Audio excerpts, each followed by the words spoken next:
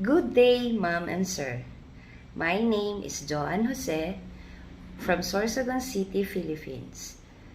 45 years of age, healthy and fit to work.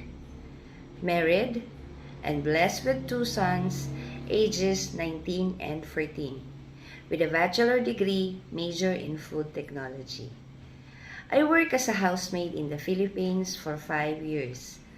I serve one adult, one elderly, and two children, ages 10 and 4. My duties are feeding, tutoring, and assisting the children with their everyday activities. I also do household chores like cooking, cleaning, dishwashing, marketing, gardening, and taking care of their pets. I am an industrious person, trustworthy, reliable, jolly and kid-friendly with good communication skills. I also know how to drive scooter and a four-wheel vehicle.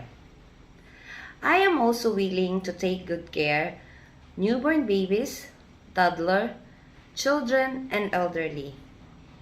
And I am okay working with a workmate. Thank you. Please check my profile on Helpers Library app. Looking forward to working with you as soon as possible. Have a nice day, Ma'am and Sir.